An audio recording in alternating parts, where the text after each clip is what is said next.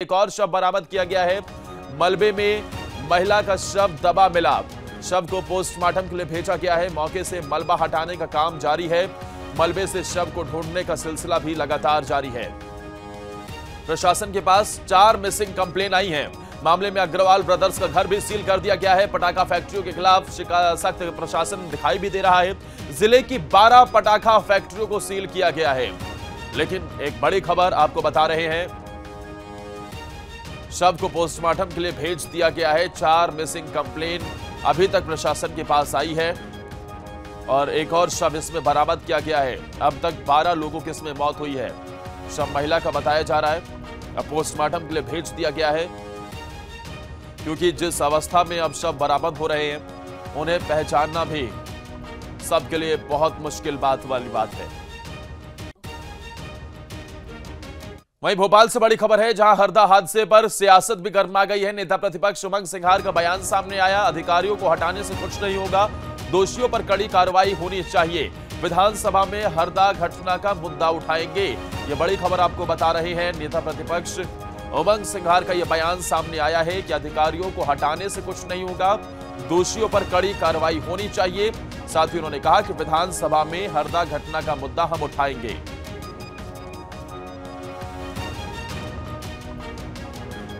देखिए, मैं कहना चाहता हूं कि जो अधिकारियों को हटाने से नहीं होता, अधिकारी के निजी काम चल रहा था, चाहे कलेक्टर हो चाहे एसपी हो।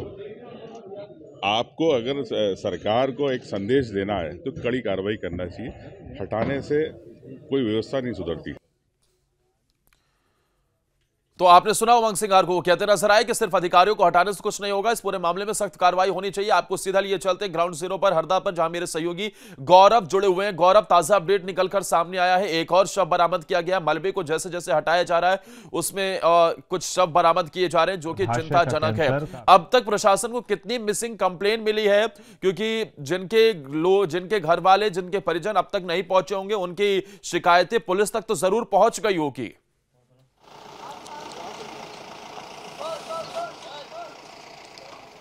देखिए, आज एक और शव निकलने की जानकारी मिली है और ये शव को अस्पताल में पहुंचाया गया है। इसके अलावा अगर हम मिसिंग कंप्लेंट्स की बात करें तो अब तक 4 मिसिंग कंप्लेंट्स प्रशासन के पास पहुंच चुकी है, जिन लोगों के परिवारजन लापता हैं इस घटना के बाद से, और ये वो लोग हैं जो फैक्ट्री में काम करते थे।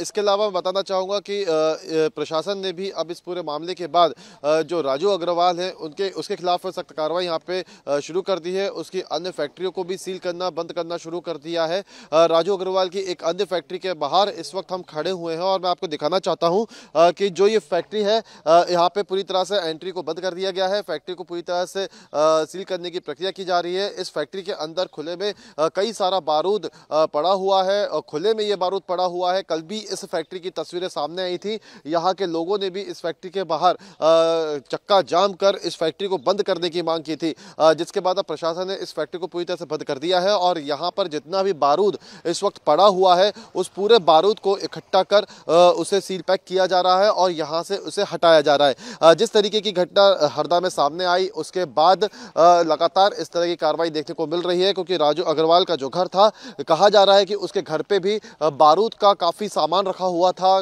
कई पटाखों का स्टॉक उसके घर पे भी रखा हुआ था और इसी के चलते राजू अग्रवाल का जो घर है उसे भी आज सील कर दिया गया है। अगर हम आंकड़ों की बात करें तो आधिकारिक तौर पर जो मौत के आंकड़े हैं वो अभी 11 तक ही बताए जा रहे हैं। हालांकि अब जो शव मिलना शुरू हुए हैं उसका आंकड़ा कब तक प्रशासन जारी करता है वो देखने वाली बात होगी, लेकिन फिलहाल जो मलबे को हटाने का काम है वो उस जगह से किया जा रहा है और मलबे को जैसे जैसे हटाया जा रहा है कई नई चीज़ें वहां से निकलकर सामने आ रही है। फिलहाल मैं बताना चाहूँगा, हरदा में जिस फैक्ट्री में ब्लास्ट हुआ था उस फैक्ट्री में एक बेसमेंट की बात शुरू से कही जा रही थी कि वहाँ पे एक बेसमेंट था जहाँ पे स्टॉक को रखा जाता था और वहाँ पे कई लोग काम भी करते थे। वो बेसमेंट अब तक नहीं मिला है। हालांकि कल कमिश्नर ने ये बात साफ तौर पर कही थी कि बेसमेंट तो नहीं, लेकिन हाँ एक चबूतरा जरूर मिला है जहां पे कुछ सामान और कुछ स्टॉक रखा जाता था। हालांकि मलबे को हटाने के बाद और क्या कुछ निकल कर आता है और वो देखने वाली बात होगी। फिलहाल 4 मिसिंग की कंप्लेंट्स रजिस्टर्ड हुई हैं, 11 लोगों की मौत। बिल्कुल, और इस पूरे मामले पर ये लगातार आंकड़ा बढ़ता हुआ भी दिखाई दे रहा है। लेकिन जरा बताइए, आप कार्रवाई किस तरीके से होती हुई नजर आ रही है गौरव वहां पर?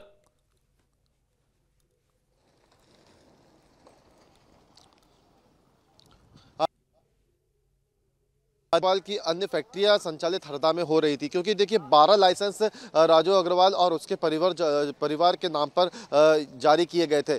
जिस हरदा की जिस फैक्ट्री में ब्लास्ट हुआ था उसी फैक्ट्री के नाम पर 4 लाइसेंस थे, जिसमें से एक लाइसेंस को निरस्त कर दिया गया था, लेकिन फिर भी वो फैक्ट्री चल रही थी। इसी तरह से अन्य लाइसेंसों के आधार पर कई सारी फैक्ट्रीज जो है हरदा में संचालित पिछले काफी लंबे समय से की जा रही थी। अब उन फैक्ट्रियों को धीरे धीरे करके सील करना प्रशासन ने यहाँ पे शुरू कर दिया है। ऐसी ही एक फैक्ट्री के सामने भी इस वक्त हम खड़े हुए हैं, यहाँ पे भी एक तरीके से कार्रवाई की जा रही है। यहाँ पे जो सामान अभी फैक्ट्री में रखा हुआ है उसको पूरी तरह से भिगा दिया गया है, क्योंकि भारी तादाद में यहाँ पे फटाके रखे हुए थे, खुले में बारूद पड़ा हुआ था, जिसके बाद प्रशासन ने कल पानी इन सभी फटाकों पर छिड़का है। पूरी तरह से इन फटाकों को गीला कर दिया गया है ताकि किसी भी तरह का रिस्क फैक्टर यहाँ पे ना हो। क्योंकि मैं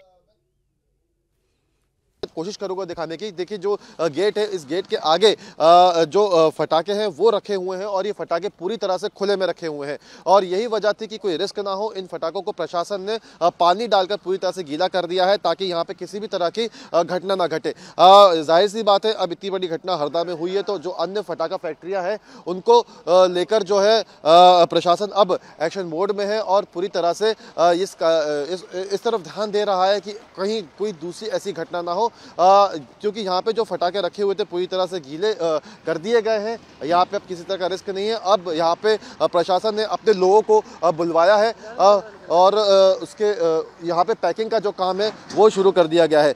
इन फटाकों को पूरी तरह से पैक कर दिया जाएगा और यही कार्रवाई अमूमन हरदा की जितनी भी राजू अग्रवाल की फैक्ट्रीज हैं फटाका बनाने की, उन सभी फैक्ट्रीज में इसी तरह की कार्रवाई की जा रही है। जब यहाँ पे पूरी तरह से पैकिंग का काम हो जाएगा, इस फैक्ट्री को भी इसी तरह से सील कर दिया जाएगा। काफ़ी बड़े एरिया में ये जो फैक्ट्री है वो यहाँ पे संचालित हो रही थी। यहाँ पे भी मैं आपको बताना चाहूँगा, जहाँ पे ये फैक्ट्री, ये भी पूरा एक ग्रामीण क्षेत्र है, आसपास लगे कई लोगों के मकान हैं और साफ तौर पर कहा सकता है कि अगर ऐसी कोई घटना होती है तो कई लोगों की जिंदगी संकट में आ सकती है। एक तरीके से कहा जा सकता है कि जहां पर भी ये इस तरह की फैक्ट्रियां बनी हुई हैं, एक तरीके से जो लोग आसपास रह रहे हैं, एक तरीके से मौत के ढेर पर इन लोगों का जीवन व्यापन हो रहा है।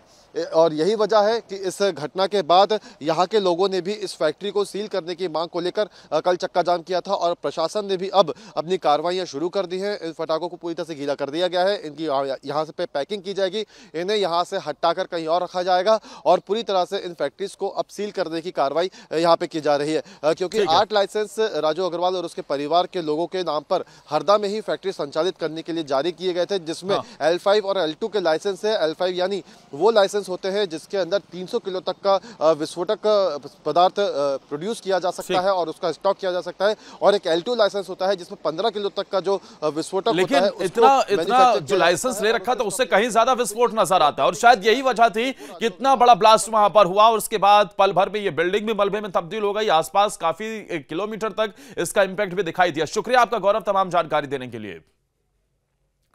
अब आगे बढ़ते रायगढ़ से आपको बड़ी खबर बताते हैं, जहां राहुल गांधी